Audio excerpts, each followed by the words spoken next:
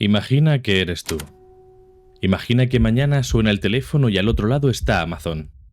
Te ofrecen el encargo de tu vida, escribir la serie de Warhammer 40.000. Te dicen que el dinero no es un problema. Te dicen que Henry Cavill, el hombre que ha movido cielo y tierra para que esto exista, estará a tu lado defendiendo cada decisión que tomes. Te dicen que tienes detrás la maquinaria de producción más potente del planeta. Cuelgas el teléfono, te sientas, abres el documento y entonces, por primera vez, entiendes en qué te has metido. Porque el cursor parpadea, pero no tienes ni idea de qué escribir en la primera línea.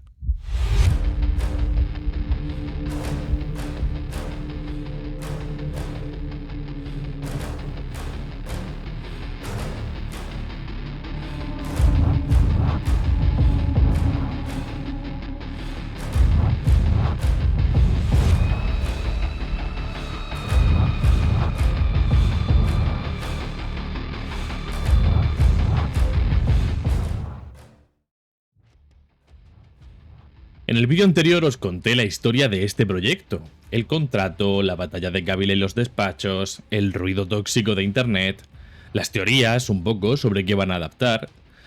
Hoy no vamos a hablar de nada de eso. Hoy vamos a hacer algo más interesante y yo creo más revelador. Hoy vamos a sentarnos en la silla de ese guionista, porque Games Workshop ya ha avisado, con esa frialdad tan británica, que esto tardará varios años y que la fecha de lanzamiento no está bajo su control. Y la pregunta que casi nadie se hace, y que para mí es una de las más importantes, es ¿por qué? ¿Por qué cuesta tantísimo? Tienen el dinero, tienen la tecnología, tienen al fan más poderoso de Hollywood empujando. ¿Qué es exactamente lo que falta? La respuesta es incómoda. Y es que falta resolver una ecuación de guión que quizá no tenga solución limpia.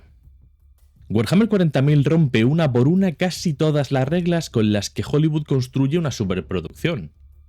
Y hoy vamos a analizar esas reglas como una serie de obstáculos que superar. 4 muros contra los que se estrella ese cursor parpadeante. Empecemos por el primero y quizá el más grande de todos. Mirad, hay una regla en la escritura de guión bastante conocida, a la que el guionista Blake Snyder llamó Salva al gato en su popular libro sobre escritura de guiones en 2005. La idea es simple. En los primeros minutos, haz que tu protagonista haga algo. Rescatar a un gato, proteger al indefenso, burlarse de sí mismo. Algo que provoque en el público una decisión instantánea e inconsciente. Quiero que a este tío le vaya bien. Ese vínculo lo es todo.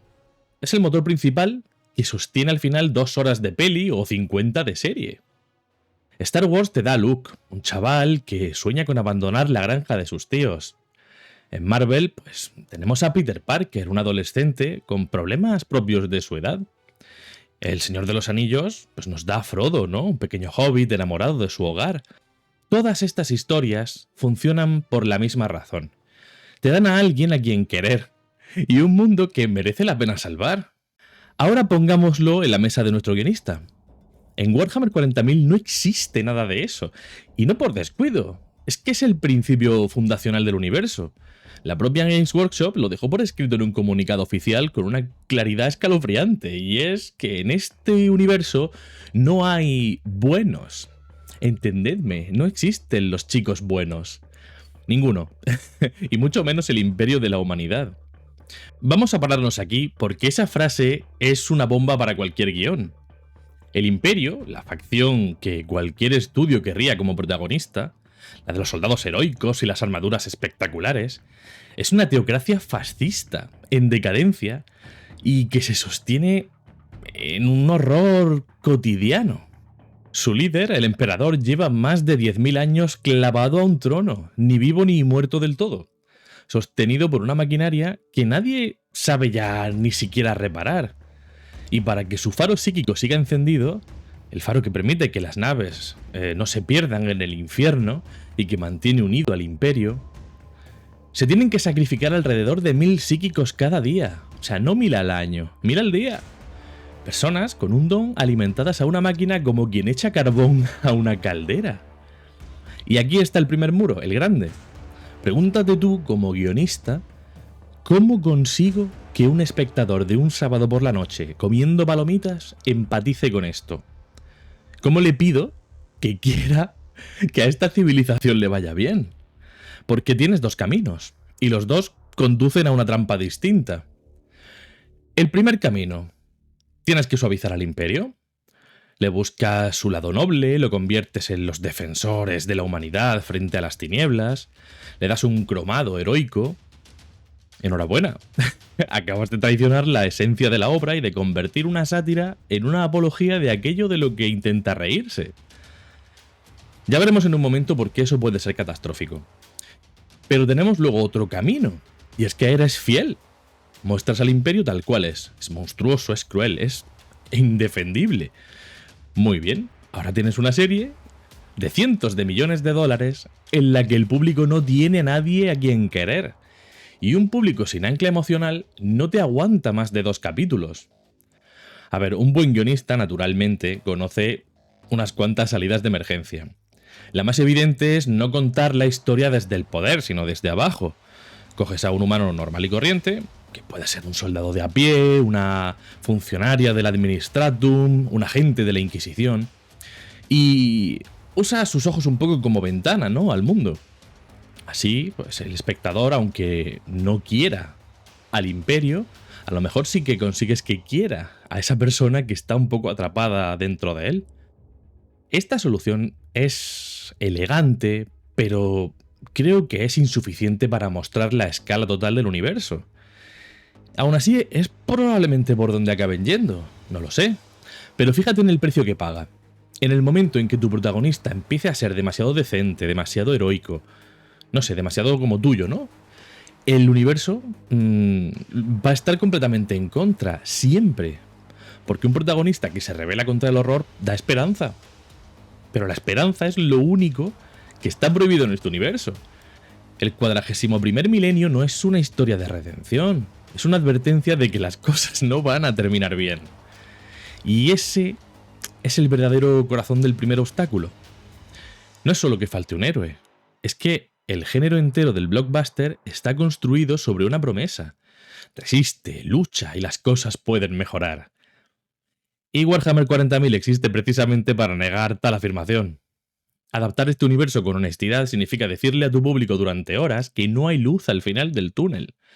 Y no hay ejecutivo en el mundo que firme un cheque de 1.000 millones para eso. El segundo obstáculo sería el problema del tono. Para entenderlo, hay que viajar a la Inglaterra de los años 80, porque Warhammer 40.000 no nació como una épica espacial, nació en 1987 como una sátira, una broma feroz, hija de su época, la era de Thatcher, el recuerdo del Imperio perdido, las tiras de cómic antiautoritarias, como el Juez Dredd. En fin, toda esa exageración del momento era el chiste. Al llevar la religión, el militarismo y la represión hasta el absurdo, Warhammer no está celebrándolos, se está riendo un poco de ellos. Y eso, en cierto modo, es lo que significa también Grimdark. No es una oscuridad porque sí, es una oscuridad tan llevada al extremo que se pasa de vueltas y no queda más remedio que verla como una sátira, una crítica, como tú quieras decirlo. Y esto no es una lectura mía, la propia Games Workshop ha tenido que recordárselo a sus fans por escrito varias veces. El Imperio no es un modelo a imitar, es un monstruo. Y su mundo no es una fantasía a la que aspirar, sino una advertencia.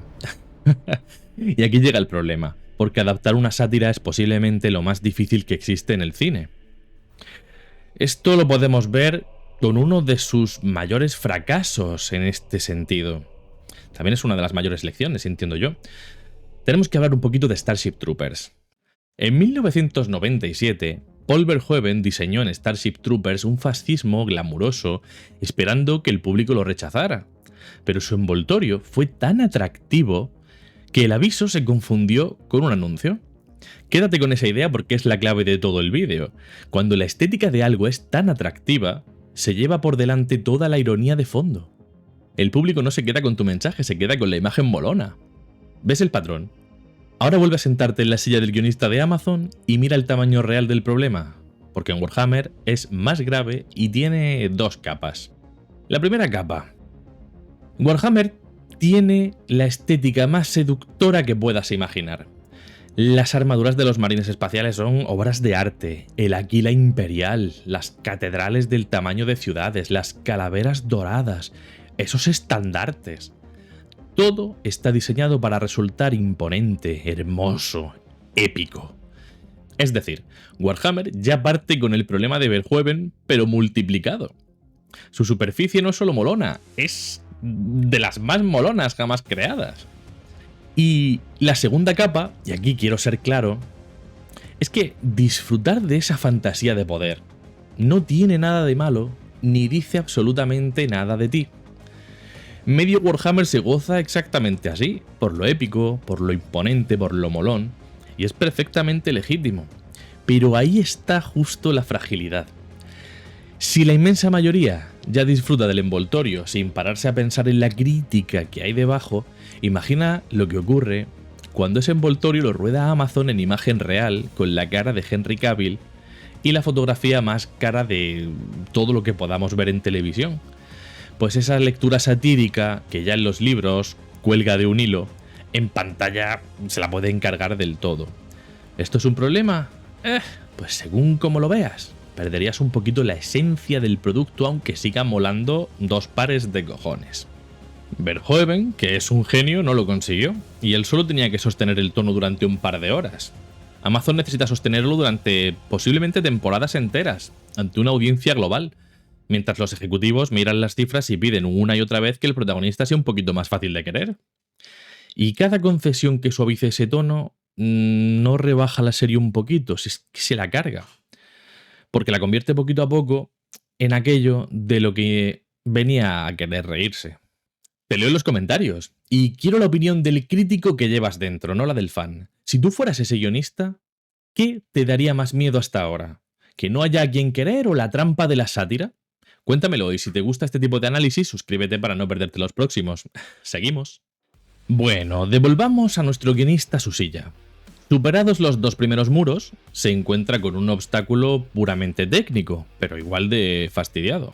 El tamaño. Y no hablo solo de las dimensiones físicas del universo, que también. Hablo de algo mucho más peligroso para cualquier guión. La falta de una columna vertebral narrativa. Piensa en las grandes adaptaciones que sí funcionaron. En El Señor de los Anillos, todo se sostiene sobre una única pregunta. ¿Llegará el anillo al volcán? En Harry Potter, seguimos a un niño que crece mientras un villano regresa poco a poco al poder. Hay un hilo conductor, tiras de él y la historia, pues, avanza. En Warhammer no existe ese hilo. Son 40 años de trasfondo escritos por decenas de autores. No existe un protagonista central. No existe una gran trama maestra. No existe un equivalente a «y entonces el anillo llega al volcán», porque Warhammer es un ecosistema, no es un relato con principio y final. Y algo tan vasto no se puede trasladar directamente a la pantalla. Lo único que puedes filmar es una trama concreta que ocurre dentro de este marco. El problema es decidir cuál, porque cada puerta que abres deja 100 más cerradas. Y cada elección que haces condena al resto a quedarse fuera. Y encima está el problema de la nota a pie de página. Lo sufre cualquiera que haya intentado explicarle Warhammer a un amigo. Para entender una sola escena necesitas saber, por ejemplo, qué es la disformidad. Pero para entender la disformidad necesitas saber qué es un psíquico. Y para eso, bueno, pues habrá que explicar quién es el emperador. Y para eso, oye, ¿qué fue la herejía? Al final es una cebolla infinita. Cada capa que pelas deja a la vista otra que también habría que explicar. El cine tiene un nombre para cuando esto sale mal. Y es un poco el de película enciclopedia. Y conviene recordar aquí el Dune de David Lynch, por ejemplo, de 1984. Lynch intentó meter el universo entero en 2 horas, y el resultado se hizo famoso por sus voces en off, susurrando explicaciones sin parar. Un personaje contándote el mundo al oído, porque no había otra forma de que cupiera. Hay una regla de oro en el guión, y es una página, 1 minuto. Y con esa vara de medir no puedes explicar una galaxia. Tienes que confiar en que el espectador sea capaz de aceptar que no va a entenderlo todo a la primera. Y los expertos en Dune matizaron algo. No es que no se pudiera rodar, es que no cabía en 2 horas y poco. Warhammer sufre exactamente ese mismo mal, pero a una escala mucho mayor. El guionista, valiente, tendrá que hacer lo que hizo Star Wars, por ejemplo, en el 77. Soltarte en mitad de una guerra que ya ha empezado, llena de palabras que no entiendes, y fiarse de que esa emoción te arrastre, ¿no?, antes de que tu cabeza esté buscando el glosario. Y yo creo que esa es la apuesta correcta. Pero es una apuesta. Y da vértigo hacerla con 1.000 millones encima de la mesa. Y hasta ahora solo hemos hablado de arte. Toca hablar de pasta. Porque el cuarto obstáculo es en el que en la práctica manda sobre todos los demás. Y para entenderlo necesitamos una referencia real. A ver, la serie más cara de la historia es Los Anillos de Poder, de Amazon. Según las cifras que se publicaron, rondó los 58 millones de dólares por episodio. Sumando los 250 millones que pagaron solo por los derechos, la primera temporada se fue por encima de los 700 millones. Para que te hagas una idea del salto, La Casa del Dragón de HBO, joder, que ya es televisión de gama alta, se movió por debajo de los 20 millones por episodio. O sea, Amazon cuando quiere, juega en otra liga. Una liga completamente diferente de gasto. Ahora coge esas cifras y pregúntate qué cuesta Warhammer. Cada marine en pantalla es una armadura imposible que un actor no puede llevar puesta sin que parezca un disfraz chungo. Hace falta captura de movimiento, efectos digitales, trucos de perspectiva. Las batallas son entre hordas. Cada ciudad colmena es del tamaño de un continente. Cada nave es una catedral que vuela por el espacio. Y todo eso, absolutamente todo, pasa por el departamento de efectos visuales, que es el más caro y el más lento del oficio. Warhammer no es que sea tan caro como Los Anillos de Poder, es que casi seguro es mucho más caro. Y aquí nace la gran paradoja que viene a fastidiarlo todo. Es una ley no escrita de Hollywood que cuanto más dinero pones, a más gente tienes que gustar para recuperarlo. No te basta ya con los fans, necesitas que guste a los 4 cuadrantes. Necesitas hombres, mujeres, jóvenes, mayores, todo el mundo tiene que entrar. ¿Y qué pasa cuando intentas que una obra guste a todo el mundo?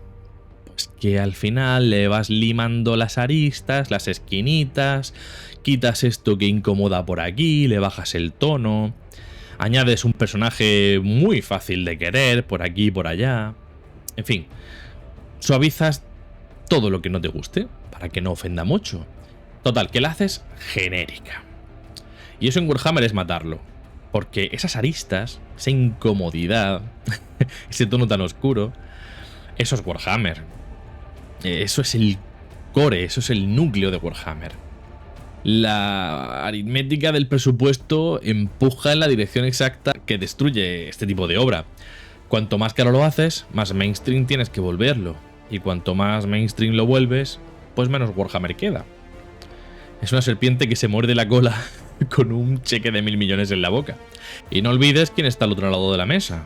Games Workshop, que ya no es una pequeña empresa de Nottingham, hoy cotiza entre las mayores compañías de la bolsa británica. Para ellos, una adaptación fallida no es solo una mala serie, es exponer tu marca ante decenas de millones de no iniciados. Y encima en su peor versión. Tienen tanto que ganar que el miedo a perder pues, se vuelve un poco paralizante. Y por eso cuando dicen que esto tardará años, no es por pereza, es que están aterrados y con buena razón. Y bueno, imagino que después de este repaso estrellándonos contra todos estos muros, podrías pensar que mi conclusión es que esto no puede hacerse. Pues no, te equivocas. Y vuelvo a Dune, porque durante décadas fue un proyecto maldito por excelencia. Ya en los 70, Jodorowsky montó un delirio de 14 horas. Un montón de artistas maravillosos y un proyecto titánico, pero se hundió antes de rodar un solo plano. En el 84 ya hemos dicho que David Lynch, pues sí, la estrenó, pero acabó renegando de ella con el tiempo. Durante años el consenso fue tajante, no se puede hacer, es imposible. Hasta que llegó Denis Villeneuve y sencillamente dejó de tratarla como un problema imposible. ¿Qué hizo distinto? Pues 3 cositas. Una, era un autor con su propia visión, una visión total, obsesiva, un fan que llevaba media vida soñando con esa película. 2, La partió, aceptó que no cabía en una sola película y la dividió, dándose el espacio que Lynch pues nunca tuvo. Y 3, quizá la más importante, tuvo el valor de no querer explicártelo todo. Confió en que la imagen y la emoción hicieran el trabajo que esas notas a pie de página no pueden hacer en una película. No rebajó realmente la dificultad de la obra. O sea, yo creo que la respetó y invitó al público a trepar hasta ella. Y tampoco voy a decir que esto puede ser un camino de rosas, porque hay peligros.